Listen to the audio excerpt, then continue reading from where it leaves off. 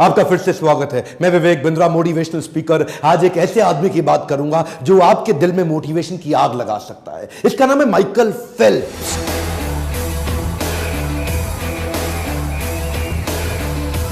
शायद आपने ज्यादा ना सुना हो, पर आपको इतना बता दूं कि पृथ्वी के इतिहास में किसी भी गेम में, किसी भी साल में, किसी भी देश में, किसी भी प्रकार से इससे ज्यादा मेडल दुनिया में ना कोई जीत सका और आसानी से जीत भी नहीं पाएगा। 7 साल की छोटी उम्र से स्विमिंग सीखना शुरू किया, इतना फोकस्ड, इतना एब्जॉर्ब्ड कि 10 साल की उम्र तक नेशनल रिकॉर्ड तोड़ दिए। 12 साल की उम्र में अपनी कैटेगरी के अगले नेशनल रिकॉर्ड तोड़ दिए। 15 साल की उम्र में स्कूल में रहते रहते पहला बच्चा बना अमेरिका के अंदर जो ओलंपिक्स तक पहुंच गया। उसके बाद जब तक ये स्कूल में था ना, तब तक अभी लाइसेंस नहीं मिला इसको ड्राइविंग का, लेकिन दुनिया के सारे रिकॉर्ड तोड़ दिए। और जब तक कॉलेज की उम्र में आया, अपने रिकॉर्ड पिछले फिर से तोड़ दिए। देखते ही देखते इस लड़के ने 4 ओलंपिक्स में 28 मेडल जीते।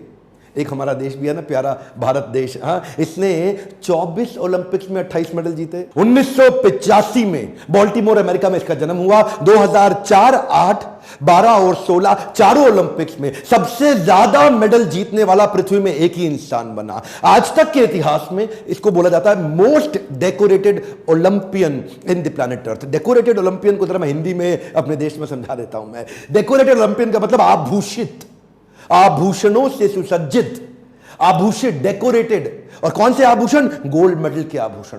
इतने गोल्ड मेडल एक इंसान एक ही गेम में कभी दुनिया में नहीं ले सका। 2004 से 8 के बीच में वो 4 साल जो उसने चाइना में बीजिंग ओलंपिक के लिए प्रैक्टिस करी थी, उस प्रैक्टिस को देख के दुनिया इसको पागल कहती थी। एक्चुअली 1972 में, कई साल पहले, मार्क स्पिट्ज ने एक वर्ल्ड रिकॉर्ड बनाया था। स्विमिंग के अंदर एक ही बार में 7 गोल्ड मेडल जीत गया था। स्विमिंग, हर प्रकार के स्विमिंग के फॉर्मेट में 7 गोल्ड मेडल एक साल में, एक ओलंपिक में एक आदमी के द्वारा जीते जाना। उसके बाद वो सबने मान लिया कि अब इस रिकॉर्ड को कभी नहीं तोड़ा जा सकता, लेकिन इसने अनाउंस कर दिया मैं तोड़ूंगा। और वो उसके लिए मार्क स्पिट्ज 4 साल तक 8 घंटा रोज ट्रेनिंग करते थे, ये 4 साल तक 12 घंटा रोज ट्रेनिंग करते थे। 100 किलोमीटर हर हफ्ते, 15 किलोमीटर पर डे, और 100 मीटर 50 सेकंड के अंदर कर लेना। छोटी उम्र से ही बाउंड्री लेस थिंकिंग, ढक्कन तो था नहीं सर पे, इतना बाउंड्री लेस थिंकिंग कि सारे रिकॉर्ड्स ढूंढता था।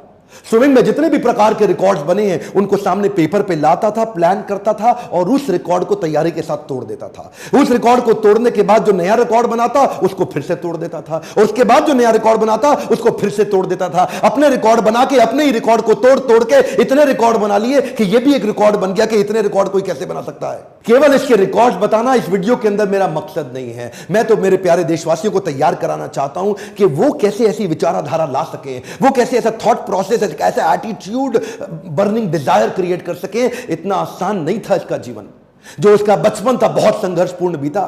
9 साल की उम्र में ये माता पिता से इतना प्रेम करता था, पर उनके झगड़ों को रोज देखता था। इतने झगड़े थे इनके माता पिता में, डिवोर्स हो गया आपस में। दोनों को साथ देखना चाहता था, लेकिन पिता ने जो इनको अबैंडन किया और पिता ने जो इनको अवॉइडेंस दिया जीवन में, उससे ये रोते थे अकेले बैठ के। लेकिन उस रोते वक्त, उस समय उन तकलीफों में शरण ली इन्होंने स्विमिंग पूल की। तभी क्या कहते थे, मेरी जिंदगी में जितनी तकलीफें हैं इसको ये स्विमिंग पूल दूर कर। अपने आप को झोंक दिया पूल के अंदर, बस अब कुछ नहीं, अब मैं केवल स्विमिंग करूंगा। और देखिए उसी समय इनको कई बीमारियों से गुजरना पड़ा। एडीडी इसको बोलते हैं, अटेंशन डेफिसिट डिसऑर्डर। ये वो एक बीमारी है जिसके कारण एक बच्चे का ना अटेंशन स्पैन खत्म हो जाता है, एक फोकस खत्म हो जाता है। वो बड़े कठिन दौर से गुजरता है, ना पढ़ पाता है, ना खेल पाता है, ना किसी से बात कर पाता है। लेकिन वहीं पे इनको उनके कोच और इनकी मां दोनों के प्रेम ने इनको सपोर्ट क्रिएट करके दिया। मां ने इनका उत्साह बढ़ाया और इनके कोच ने इनको बोला कि बेटा तेरे पास वो ताकत है, वो दम है कि तू दुनिया के रिकॉर्ड तोड़ेगा। जब जब इसकी जिंदगी में प्रॉब्लम्स और डिस्ट्रैक्शंस आई, ये पर्पस और पैशन बिल्ड कर देते थे कि जब भी इनको तकलीफ होती थी अपने आप को धक्का मार के पूल में फेंक देते थे। वो जो deep sense of purpose create हुआ, उसने इनको एडिशनल लेयर ऑफ इंस्पिरेशन और मोटिवेशन क्रिएट करके दी। ये जो additional layer of inspiration and motivation है, इस डीप सेंस ऑफ पर्पस से मेडल जीतने के बाद इन्होंने खुद माइकल फेल्प्स फाउंडेशन की तैयारी करी। बोले जिस स्विमिंग ने मुझको वापस खड़ा किया वो मैं पूरी दुनिया को देना चाहता हूं। केवल मेडल जीतना मेरा पर्पस नहीं, बल्कि स्विमिंग को लोगों के जीवन जीने के तरीके में डाल दूंगा। अपना पैसा जो कमा के लाते थे उसको अपनी एनजीओ में डालते थे, ताकि इस प्रकार से स्विमिंग का फायदा बाकी दुनिया को भी मिल सके। इनके मन के अंदर ना इच्छा होती थी टू अचीव द अनअचीवेबल। शुरू से इनके कोच ने इनको ऐसा ही ट्रेनिंग भी दिया। क्या बोले, ये जो अनवेवरिंग फोकस है ना, ये कैसे बिल्ड होगा? कान के अंदर हेलमेट में ईयरफोन लगा के सामने गॉगल्स पे न लेफ्ट देखना है न राइट देखना है, अपनी लेन के अंदर अनवेवरिंग फोकस, ना इधर ना इधर, सामने इनके। अच्छा, तब इन्होंने अनाउंस कर दिया कि मैं मार्क स्पिच का रिकॉर्ड तोड़ूं। इसके कॉम्पिटिटर इयान थॉर्प ने इसका बहुत मजाक उड़ाया एक्चुअली, क्योंकि एक साल के अंदर 7 गोल्ड मेडल से ज्यादा एक ही बार में जीत जाना ये वास्तव में चुनौतीपूर्ण तो था, लगता था असंभव है, और मजाक भी इनका बहुत उड़ाया। लेकिन इन्होंने क्या किया, the negative annotation by competition will become his motivation. ये क्या कहते थे, तुम मेरी जितनी बेइज्जती कर रहे हो वो मुझे फ्यूल अप कर रहा है, वो मेरे लिए पेट्रोल की तरह, एक फ्यूल की तरह काम कर रहा है मेरी एनर्जी को बढ़ाने के लिए। ये अपने आप को ना ऑटो सजेशन देते थे, आत्म सुझाव, let's get ready for unachievable, come on come on come on, let's get ready. ये हर बार अपने आप को सुझाव देते थे, पॉजिटिव इंस्ट्रक्शन के, अनवेवरिंग माइंडसेट, हां let's get ready, come on come on come on come on, जोर से अपने आप को बोलते थे लेट्स गेट रेडी।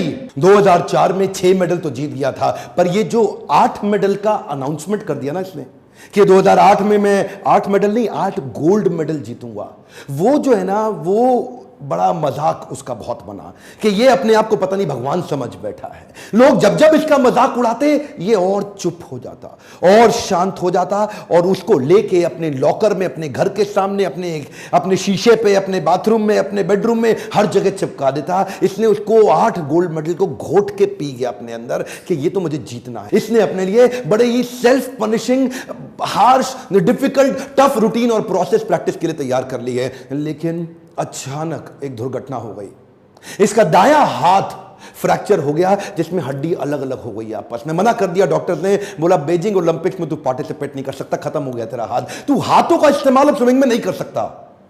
इसका तो दिमाग हिला हुआ था, बोला मैं अनाउंस कर चुका हूं, मेरे को तो बीजिंग ओलंपिक जीतना ही जीतना, और जीतना नहीं है 8 मेडल नहीं 8 गोल्ड मेडल चाहिए। लेकिन वो जो हाथ टूट गया, सबने बोला पागल है क्या, अगली बार अगले ओलंपिक्स में कर ले, जिंदा रहेगा तो करेगा ना। अच्छा, सोल्यूशन और पॉसिबिलिटीज पे इतना फोकस करता कि मन ही मन इसको एक आइडिया आया। ये डॉक्टर्स को और भगवान को धन्यवाद किया, बोला अच्छा हुआ मेरा हाथ टूट गया, अब मैं अलग प्रकार की प्रैक्टिस करूंगा, 1 साल तक केवल पांव से स्विमिंग करूंगा, वो प्रैक्टिस अपने पांव को चलाने की स्पीड पे कर डालूंगा जो कोई और नहीं कर पाता। क्यों? क्योंकि उसके साथ में हाथ भी चलता है। इसने अपने पांव से स्विमिंग कर करके इतनी एक्स्ट्रा मजबूती ला दी कि जब तक इसका हाथ रिकवर हुआ इसकी स्पीड को कोई मैच ही ना कर पाए, और वो हाथ टूटने के बावजूद बीजिंग ओलंपिक्स में ये उतरा, एक के बाद एक ये रेस जीता चला गया, हर एक में गोल्ड मेडल मिलता चला गया। और इसके बाद आया 200 मीटर का बटरफ्लाई। ये जब 200 मीटर के बटरफ्लाई में भाई साहब कूदे तो इनका जो गॉगल्स था वो क्रैक कर गया, और जो गॉगल्स क्रैक हुआ ना, रेस चालू हो चुकी है, अब रुकने की कोई संभावना नहीं है, लेकिन गॉगल्स में पानी घुसने लगा। वो पानी घुसने से इसको डिस्टर्बेंस हो रही थी, पर ये रुका नहीं, बाहर से देख के किसी को पता नहीं लगा, ये पूरी तेजी से चलता रहा। क्यों? उसकी पुरानी हैबिट और उसकी प्रैक्टिस, उसकी स्पीड उसको काम आ रही थी। इसने गिने हुए थे कि हर 20वें हाथ पे मेरी एक ब्रेथ पार होगी, हर 20वें हाथ में मेरी दूसरी ब्रेथ पार होगी, और फिर 20वें हाथ में मेरी तीसरी ब्रेथ पार होगी। वो कैलकुलेटेड टाइम और उस फोकस के साथ 100 मीटर के बाद अंधा हो चुका था। ये कुछ नहीं दिख रहा था, लेकिन अब किसी बहाने का टाइम नहीं। एक भी मेडल में सिल्वर या ब्रोंज आया तो 8 का रिकॉर्ड खराब हो जाएगा। ये हाथ पे हाथ मारता चला गया, और आखिरी 20वें हाथ पे जब फर्श छुआ, गर्दन उठाई और ऊपर क्या देखता है, ऊपर लिखा है WR। क्या? WR का मतलब है वर्ल्ड रिकॉर्ड। इसकी आंख में जो आंसू आया वो दुनिया ने देखा, क्योंकि ये अंधा हो चुका था, कुछ उसको दिख नहीं रहा था। और तब WR के साथ इसने 8वां गोल्ड मेडल लेकर के उस सारी चुनौतियों को prove them wrong. Come on, क्या प्रूव देम रॉन्ग। अपनी सफलताओं के चलते अब तक ये दुनिया के 5वें सबसे अमीर खिलाड़ी बन चुके थे। कई नए दोस्त आए, नए रिश्ते बने, और जो प्रेम का पुराना खोखलापन था वो पैसे से, सफलता और रिस्पेक्ट से भर नहीं जाता। शायद उसी के चलते ये उसी प्रेम और संतुष्टि की तलाश में कुछ गलत आदतों में पड़ गए, और जिसी के चलते इनको कुछ ही समय के अंदर DUI, जिसको बोलते हैं driving under the influence of intoxication, उसके चलते इनको 2 बार जेल में भी डाला गया, रिक्रिएशनल ड्रग्स के साथ पकड़ा गया, पार्टी के स्मोकिंग लॉट में इनको पकड़ा गया कई बार। ये तो वो चीजें हैं जो पूरी तरह से मीडिया कवरेज में भी आई, जेल तक इनको जाना पड़ा, इनको बैन भी लगा टेम्पररी स्विमिंग के लिए। वो सारी तकलीफों ने इनको पूरी तरह झकझोर दिया। लोगों ने इनसे पूछा कि इतनी सफलता के बाद ये फेलियर देख के कैसा लग रहा है? बोले कैसा लग रहा है? कुछ नहीं लग रहा, हो गया फेलियर, कोई बात नहीं, हो गया, इंसान हूं, मुझसे भी गलती हो सकती है, हो गया, लेकिन अब नहीं करूंगा। मैं इतनी दूर आया हूं यहां तक रहने के लिए नहीं और आगे जाने के लिए। अब नहीं करूंगा, जो हो गया पुनर्जन्म, नया जीवन स्टार्ट, रीस्टार्ट करने जा रहा हूं। बाउंस बैक किया, वापस खड़ा हुआ, उधर सपोर्ट सिस्टम काम आया। इसकी माता जी जो इसकी मदर थी, जिन्होंने इसको आज तक इतना बड़ा ताकत दी, और इनका वो इटरनल कोच जो आज तक इनका कोच है, जो बचपन से इनका, उन्होंने आकर के इसको खड़ा किया। इन्होंने दूसरे स्पोर्ट्स में नजर डालनी शुरू करी कि बाकी खिलाड़ी कैसे खेलते हैं, वापस खड़े हो गए। 2012 में संन्यास ले चुके माइकल फेल्प्स 2014 के अंदर फिर अपने आप को खड़ा करने की कोशिश करी। Roger Federer, Rafael Nadal, Tiger Woods, ये दूसरे खेलों के खिलाड़ियों को देख के फिर से इंस्पिरेशन गैदर किया, बुरी आदतों से अपने आप को निकालने का प्रयास किया। कृष्ण कहते हैं गीता के अंदर, भोग ऐश्वर्य प्रसक्ता नाम तया फृत चेतसाम व्यवसायत्मिका बुद्धि समाधो न विधीयते।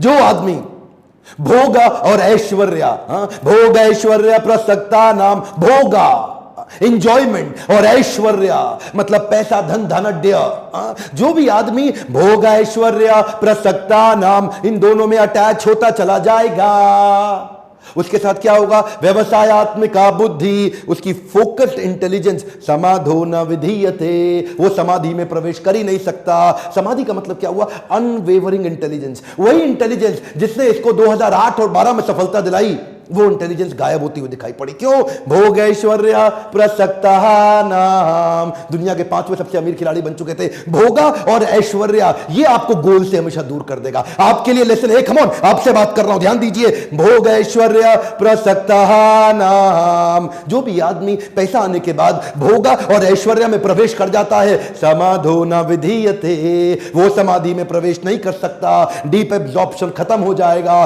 फोकस्ड इंटेलिजेंस खत्म हो जाएगी। भोग ऐश्वर्या से बाहर निकले और 2016 की तैयारी करी और दोबारा 5 गोल्ड मेडल के साथ फिर से बाउंस बैक किए। दुनिया भर में ये एक ही व्यक्ति ऐसा है जो 28 में 23 गोल्ड मेडल ले लिए, 28 मेडल ओलंपिक्स में, इनके अलावा किसी के पास नहीं है। एक आंकड़ा आपको देना चाहता हूं जो थोड़ा दुखी तो करेगा पर सीख, लर्निंग बहुत बड़ी देगा। पिछले लगभग 100 सालों के अंदर हमारा पूरा भारत मिलकर के 24 ओलंपिक्स में 57 खेलों को जोड़ के, समर ओलंपिक्स, विंटर ओलंपिक्स, 57 खेलों को जोड़ के पिछले 24 ओलंपिक्स के अंदर केवल 9 गोल्ड मेडल जीत सका। ये भाई साहब अकेले, एक हम पूरा देश नहीं, अकेले 4 ओलंपिक्स के अंदर 23 गोल्ड मेडल जीत गए। हमारा पूरा देश मिलके 9, ये अकेला 23 गोल्ड मेडल। इसमें और हमारे में एक कॉमन चीज है, वो क्या है, हमारे भी टोटल 28 मेडल हैं, इसके भी टोटल 28 मेडल हैं, लेकिन इसकी 28 मेडल में 23 गोल्ड हैं और हमारे 28 मेडल में केवल 9 गोल्ड हैं। ये पूरा देश मिलके इसकी एक आदमी की बराबरी नहीं कर पा रहा। आपको एक माइकल फेल्प्स का सारांश में मैसेज दे दूं,